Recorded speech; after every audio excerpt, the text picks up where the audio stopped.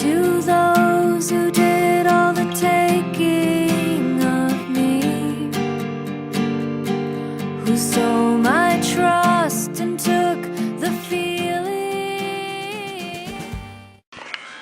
Hey guys, I'm getting ready to start editing my what is it?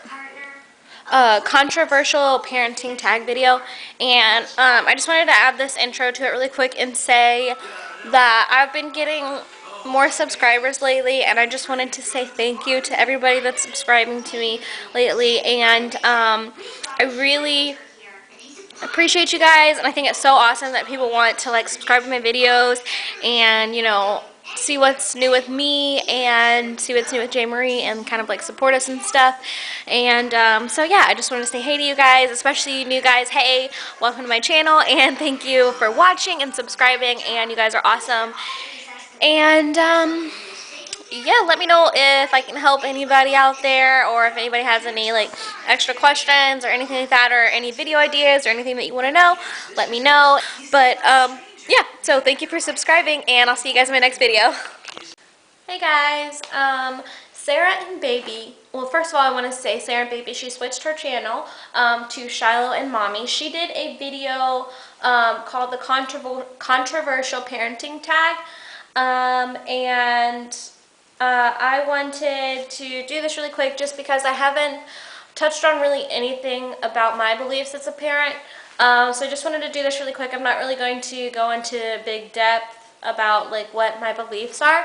Yeah. So there's a bunch of different topics. The first one is, are you pro-life or pro-choice? I've always kind of been pro-choice. And especially since like having my child, I see that everybody's not cut out to be a parent, and I think I'm pro-choice, but I think that people should know what they're doing when they're doing, you know, whatever it is that they're doing to create a baby. But I don't think that it's really my business to tell someone you got pregnant, you have to keep your baby. I don't really think that that's my business. So I'd rather just kind of like stay out of it, and whatever you choose, what you want to choose, and whatever you have to deal with because you chose that, you know, that's on you. The second topic is baby wearing. I did not know that this was like a controversial parenting choice thing. I'm gonna do some research on that today, and figure out like what the thing is. But J. Marie has a baby sling, or I mean a baby like carrier, and I've used it a couple of times. It's really nice for like traveling if I'm in the airport and stuff like that. It's really nice for that, but I'm going to research why that's a controversial issue, because I don't really know why, but I guess I'm pro baby wearing. I don't know. She has one of those. Is circumcision. I don't have a son, and I never really did any research on the whole circumcision thing, but I bet if I were to have a son, I would probably get him circumcised. Again, I haven't really done any research about it, but just saying either yes or no. Yes, I would get him circumcised, and yes, I'm pro circumcision. I don't really know. I don't know. Let's see. The next topic is adoption. I'm pro-adoption. I was adopted, and yeah, no, I'm definitely pro-adoption. I think that it takes a lot of guts, and I think that it's a gift to people that can't have babies. I think that if you're gonna have your baby and you know that you aren't going to be able to take care of it, you're not going to be able to give it a quality of life, and you make the choice to get it adopted, I think that that's a good choice. I do think, however, that there are too many children that need to be adopted. So, yeah. Baby piercing. J. Marie does not have her ears pierced. I really can't say that I'm for or against it. Because I do think that, you know, it's not like they're going to remember that for the rest of their lives, and I guess like once I think she's too old now to get them pierced. She would notice them and pull them out. My choice, I decided to wait because I want it to kind of be like a reward or something that she decides to do when she gets a little bit older and can make that decision. So no, I don't have her ears pierced, but it's not because I'm against it. It's just because that's just kind of the way that it is. Breast milk versus formula. I am pro breast milk all the way. I think that breast milk is awesome. People that breastfeed and make it all the way to a year, beyond a year, I give you guys so many kudos. You guys are awesome. If I ever have a baby again, like that is going to be my #1 mission.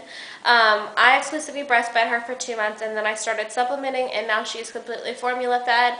And if I could say that there was one thing that I regretted most so far parenting, it would be not trying hard enough to keep my milk supply up so that I could continue to breastfeed her. I understand that maybe it's not for everybody, but I think that it's at least worth a shot.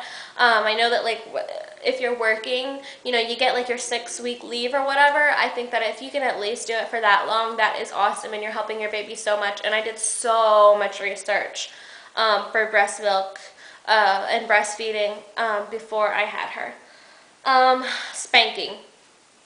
This is kind of a touchy subject right now on YouTube. A lot of mommies are doing like spanking videos or like their thoughts on spanking. I haven't really decided whether or not I'm going to spank her, but I really haven't decided whether I'm for spanking or against it. But I kind of think that I kind of feel like I can't just be like, oh, I'm going to spank her, oh, I'm not going to spank her. I kind of feel like I need to wait and see how her temperament is. All kids have different personalities. Some kids, you know, want to test their parents. Some kids don't really test their parents. And I'm going to see, you know, how just she progresses along, and if she kind of seems to be like one of the kids that just wants to kind of test me, and it's something that is like dangerous and could hurt her or be harmful to her, I can't say that I'm not going to spank her, and I can't say that I will. Co-sleeping. I guess I'm pro co-sleeping too.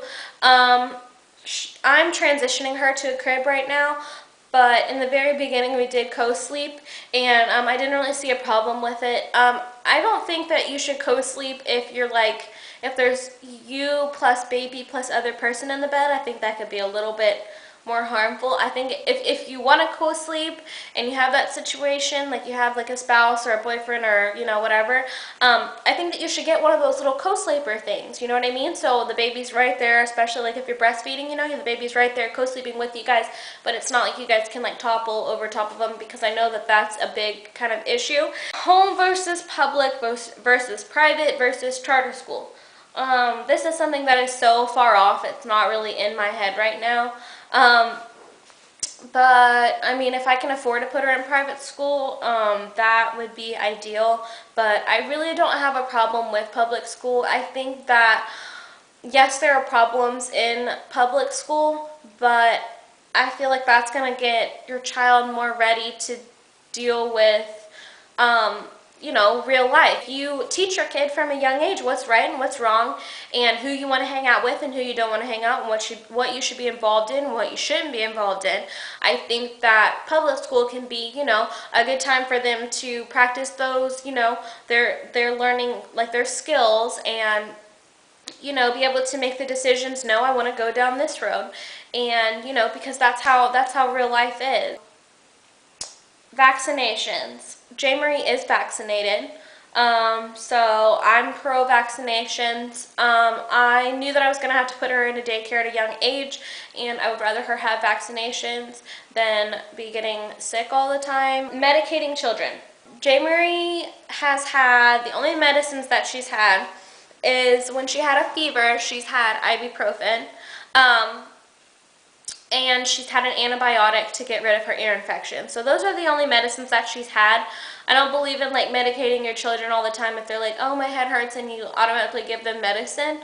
I just kind of like a more like natural, your body get over it, your body fix it kind of method towards things. So the next one is cloth versus disposable diapers. J. Marie is disposable diapered. I had decided in the very beginning I was going to either put my heart into breastfeeding or I was going to put my heart into cloth diapering. Breastfeeding, it ended up not working out for us for multiple different reasons. But cloth diapering, anybody that does cloth diapering, you are friggin' awesome. Like, you are thebomb.com, and I give kudos to anybody that does cloth diaper, and I wish that we cloth diaper, but right now we disposable diaper, and maybe once I get a job and get out on my own, I'll do more research on cloth diapering and get into that until I potty train her. The cry it out method. I have done a video on our cry it out method, and I am pro cry it out method. I think that it's great, and it works really great for us, and I believe that it is great to a certain extent. I don't think that it's good if you lay your baby down and just let them cry their freaking eyes out until they fall asleep. I think that it's good for babies to, you know, set them down and let them go to sleep once they're tired.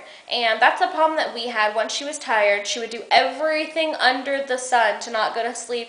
Even if I would walk around and rock her, she would pull at her face until her face was red. She would pull her hair out. Now, once she starts yawning or pulling at her face or pulling her hair, or she's eating a bottle and she's falling asleep while she's eating the bottle, I just go and set her down and she puts herself to sleep. And what she does up there is I play the music and she just kind of stares and falls asleep.